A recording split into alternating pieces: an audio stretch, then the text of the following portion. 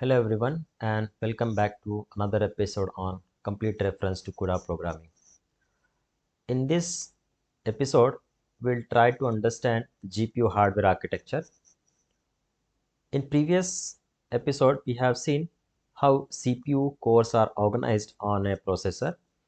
So just to quick recap, here I am depicting a motherboard on which we'll be having a processor socket.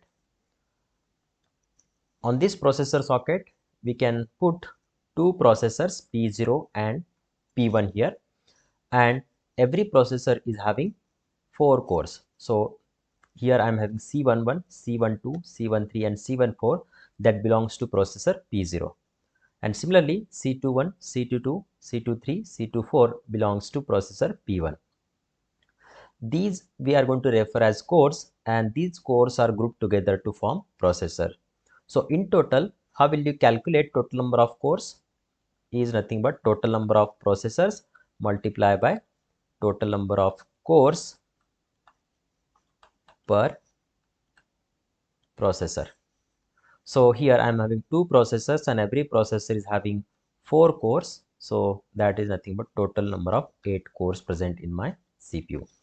And this is the example of octa-core processor where we'll be having two processors on this processor chip. So this is about octa-core.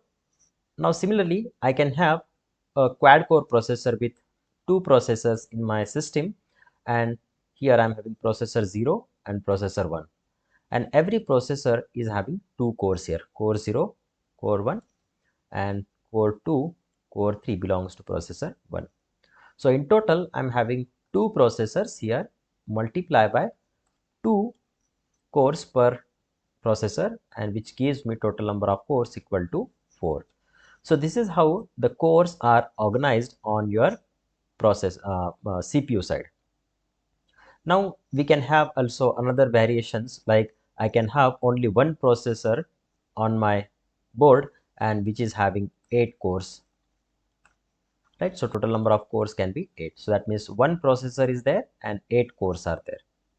Similarly, I can have a 16 core processor where I'll be having two processors and each processor carries 8 cores. So which gives me total number of cores equal to 16. The same 16 cores can be reorganized in fashion that I'll be having 4 processors on my board and every processor is having 4 cores. So that is also giving me 16 cores. So in short, what we can say in case of CPU is cores are grouped together to form processor, and this is how we can calculate total number of cores present in my CPU side. Now let's talk about how GPU organizes these cores. So as I mentioned earlier, GPU is also nothing but a processor. Now these processors can have thousands of cores. Now for this, let's try to understand a very basic GPU architecture that is called as a Fermi architecture. This is quite old GPU architecture, but which will give us the clear understanding of how cores are organized on GPU side.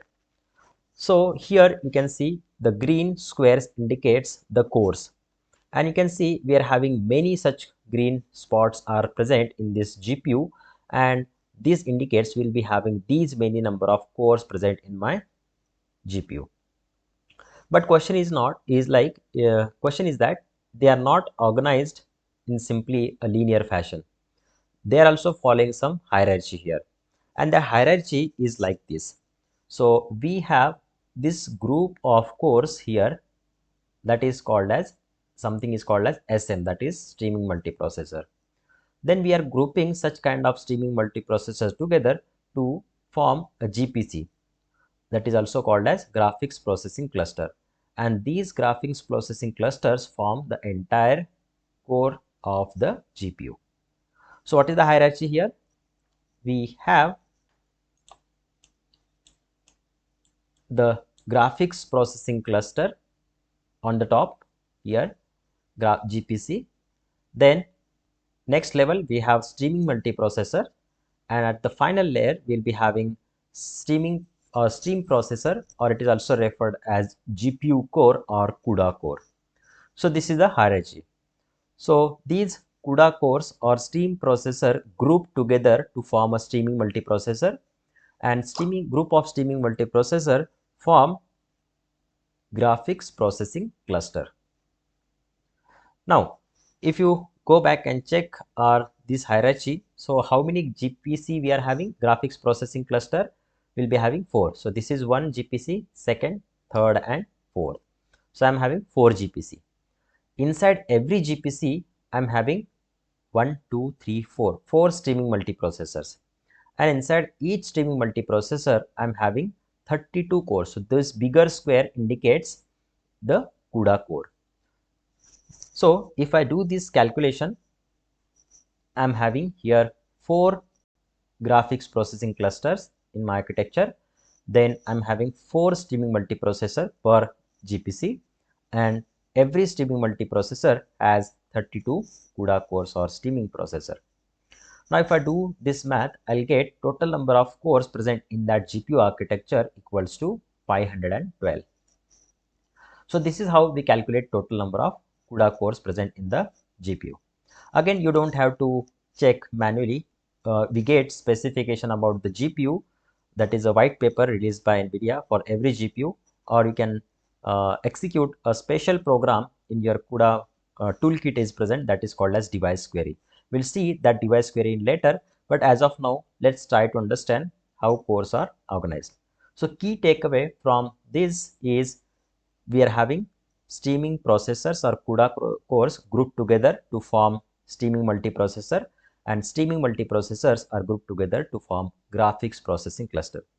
This is going to be very useful when we try to write actual CUDA programs. Fine. Now we got the overall hierarchy of this core organization. Now let's focus on a single streaming multiprocessor, how it looks like. So this is one typical streaming multiprocessor. In previous architecture, we had 32 cores, but here I'm having 64 cores are present. So you can see here green square indicate these are the cores. So here 32 cores are present, and here I'm having another 32 cores. So you can see here in this streaming multiprocessor, I'm having 64 cores. Now for these 64 cores, we have its own dedicated cache memory. Just like in case of CPU, we mentioned there are different levels of cache memories are there, like L1 cache memory, L2 cache memory, L3 cache memory. So similarly, here also I'm having a streaming multiprocessor, and for this streaming multiprocessor, I'm having dedicated cache memory. We'll see all the details about this cache memory.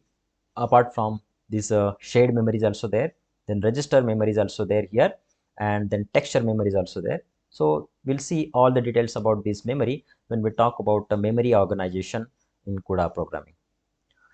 Now, as of now, just try to understand how cores are organized in case of this GPU. So in this case, we have these cores and they have corresponding register files, and we have corresponding cache memory and dedicated shared memory is present per streaming multiprocessor. Now same structure is replicated for another streaming multiprocessors. Now let's focus on one CUDA core here. So if I zoom in a little bit and check here, this is one CUDA core which is having its own floating point computing unit and integer unit is there. And you can see here we are having a shared memory again for this streaming multiprocessor and cache memory. So key takeaway from here is how CUDA cores are organized in case of GPU in terms of streaming multiprocessor and graphics processing cluster. So that is enough for us to start with the actual CUDA programming. So that's it from this episode, and let's meet in the next episode when we talk about the next topic.